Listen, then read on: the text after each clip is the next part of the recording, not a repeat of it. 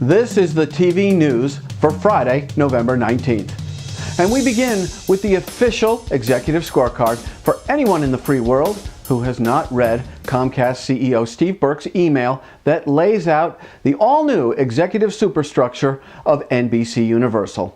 And of course, as we have discussed for the past few days, well, this deal has yet to gain final approval from the feds. Notwithstanding, here are the top 5 dogs and their respective realms at NBC. Bonnie Hammer, Chairman of Entertainment and Cable Studios. Lauren Zalaznick, Chairman of Entertainment, Digital Networks, and Integrated Media. Ted Harbert, who moves to NBCU from Comcast and becomes the Chairman of NBC Broadcasting. Bob Greenblatt, Chairman of NBC Entertainment. And Dick Ebersol, Chairman of the NBC Sports Group. I certainly hope you've been paying close attention because there's going to be a quiz. And now we present our exclusive Coco Con, which updates you on the condition of Conan on TBS. And the Coco Con appears to be very good. Audience delivery for Conan has stabilized at just above 1.8 million viewers, and Team Coco remains number 1 in the critical 18 to 49 demographic.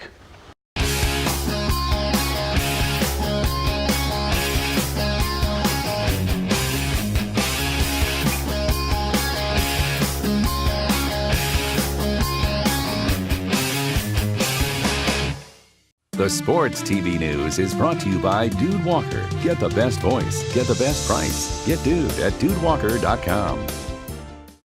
Hey, if you're a child of the 60s and 70s, like me, and you love motor racing, like me, your depth chart most likely read something like this.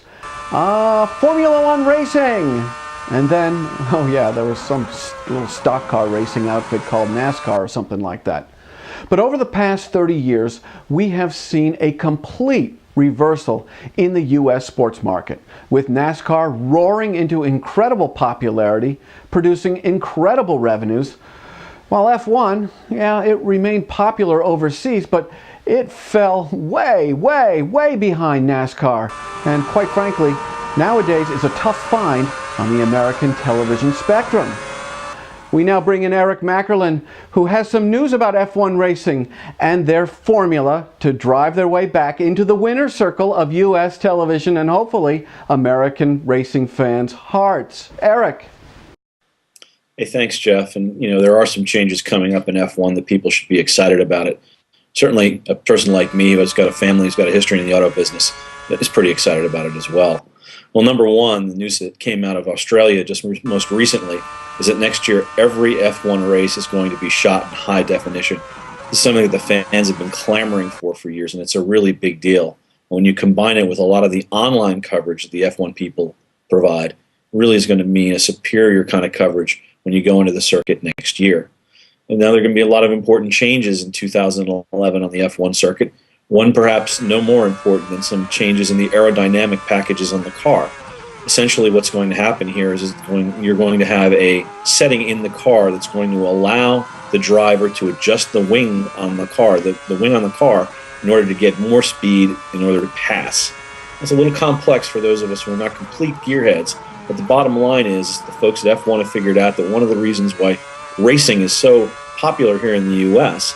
is because people overtake and people pass. And too often, if you've watched F1 in recent years, you'll see somebody break to the front of the pack and never give up a lead, well, with the exception of perhaps an accident or some sort of mechanical breakdown. This is all part of a larger effort on the part of F1 to try to get back into the U.S. market. I think the biggest announcement was another one that came earlier this year, was when F1 announced that it was going to go to Austin, Texas, beginning in 2012. Their group of investors are building a purposely built track just for the F1 circuit. And what that means is that the folks at the Speed Channel, as well as their broadcast partners at Fox, are going to have some very, very exciting stuff to broadcast. It won't be back in the U.S. in 2011, but they'll be back in 2012. I think we're going to see F1 on an uptick on your television rating meter in the years to come. Well, if I had to tell F1 one thing, is just one item, and bring Jackie Stewart back as a staple. I love Jackie Stewart.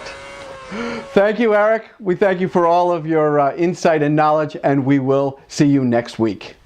Future events and opportunities brought to you by Sando Communications. Sound judgment, solid credibility, and superior results. This is Sando Communications. Okay, beginning next Wednesday and continuing through the Thanksgiving holiday weekend, you can get an exclusive look at what we think are the 10 biggest turkeys in TV history. All you got to do is log on to the tvnews.tv from next Wednesday through November 28th, and we promise that you will be, well, underwhelmed. Hey, if your message has to reach the top TV and new media execs in our native tongue, which is video, then you want to become a sponsor of the TV News. To get the ball rolling, shoot us an email at advertise@thetvnews.tv. And that about does it for this edition of the TV News. Monday, another fresh edition. And if you've missed any recent editions of the TV News, catch up in a click in our archives. I'm Jeff Grimshaw. We thank you for watching, and as always, go out and make it a great weekend.